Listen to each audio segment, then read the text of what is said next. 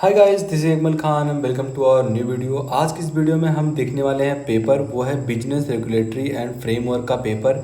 ये जो है बीकॉम थर्ड सेमेस्टर में पूछे जाने वाला प्रश्न है।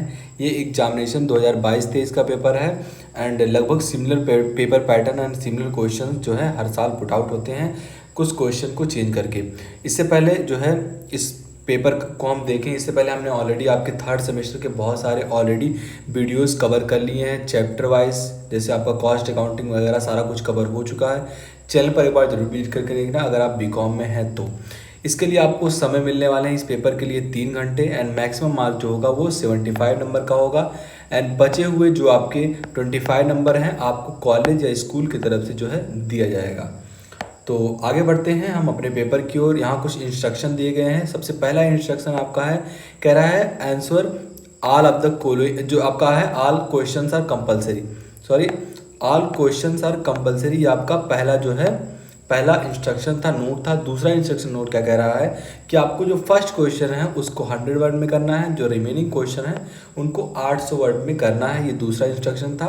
And mark are mention against the question. सबसे पहले अगर आप पेपर देखते हैं तो इंस्ट्रक्शन पढ़ लीजिए, नोट पढ़ लीजिए, नहीं तो कह रहेगा कि आपसे कि 5 क्वेश्चन में से 2 क्वेश्चन करना है एंड 5 करके आते हैं तो वहाँ आपको नंबर नहीं दे जाएंगे।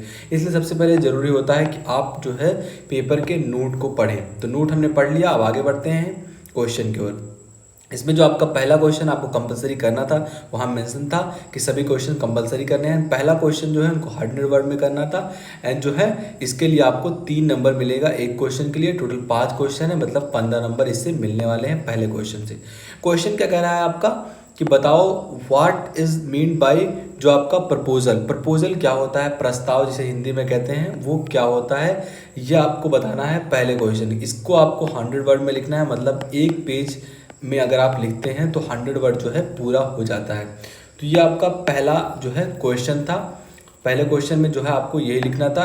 सेकंड क्वेश्चन आपका है, सेकंड क्वेश्चन क्या कह रहा है, mention the type of agreement. Agreement जो है कितने टाइप के होते हैं ये आपको बताना है। समझौता हिंदी में कहते हैं एग्रीमेंट को।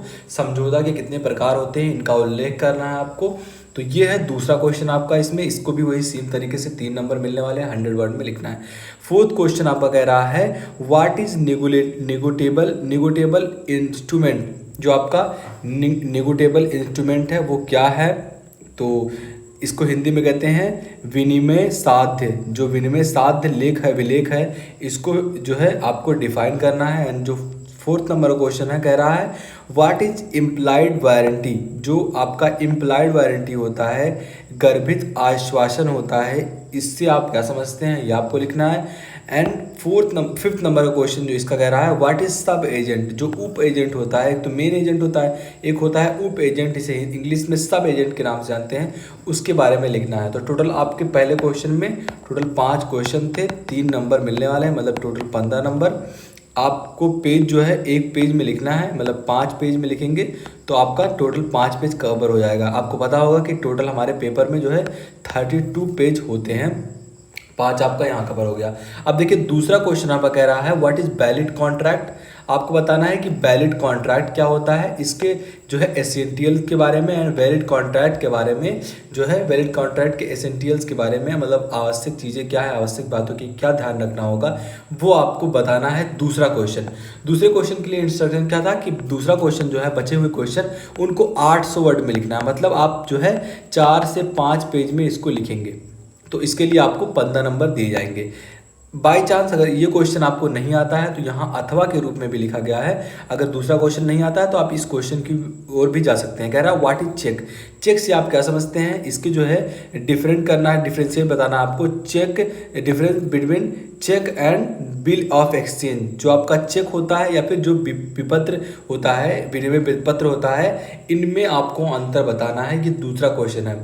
अगर आपको वैलिड कॉन्ट्रैक्ट आता हो तो आप ये लिख दीजिए, अगर आपको चेक के बारे में पता हो तो आप ये क्वेश्चन की ओर भी जा सकते हैं।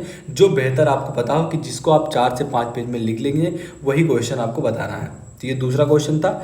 हिंदी में जो है आप नीचे लिखा गया है, अगर आप इंग्लिश पढ़ने में जो कोई परेशानी आपको होता है तो हिंदी की ओर भी आप जा सकते हैं। आगे बढ़ते हैं। थर्ड नंबर का क्वेश्चन कह रहा है इसमें what do you understand bye condition. Condition से आप क्या समझते हैं? कंडीशन क्या होता है हिंदी में से कहा जाए तो शर्त से आप क्या समझते हैं? डिस्कस करना है implied condition according to the sale of good act. आपका जो वस्तु विक्रय अधिनियम है इनके अनुसार गर्भित शर्तों का आपको वर्णन करना है। ये आपका तीसरा क्वेश्चन था। सेम कंडीशंस इस पर भी अप्लाई होते हैं कि मतलब 15 नंबर का है टोटल, एंड जो है इसके लिए आपको जो है 15 नंबर मिलेंगे। 800 वर्ड में लिखना है, 4 से 5 पेज। बाय चांस अगर ये क्वेश्चन आपको नहीं आता है देन अथवा के रूप में ये क्वेश्चन लिख सकते हैं। एजेंसी से आप क्या समझते हैं? What is agency? Discuss the scope and extent of agencies authority. Agencies की अथॉरिटी के बारे में आपको डिस्कस करना है। इनका स्कोप क्या है, इनका दायरा क्या है, कहाँ तक एजेंसी जो है काम कर सकता है, उसके बारे में लिखना है। तो 2 क्वेश्चन आपके सामने रहेंगे। दोनों क्वेश्चन में से एक क्वेश्चन की भी जा सकते हैं। इसके लिए आपको 15 नंबर मिलने वाले हैं। आगे बढ़ते हैं। अगला क्वेश्चन आपका कह रहा है नेक्स्ट क्वेश्चन, एक मिनट, हाँ, नेक्स्ट क्वेश्चन आपका कह रहा है डिफाइन एन एग्रीमेंट। जो एग्रीमेंट है इसको डिफाइन करना है।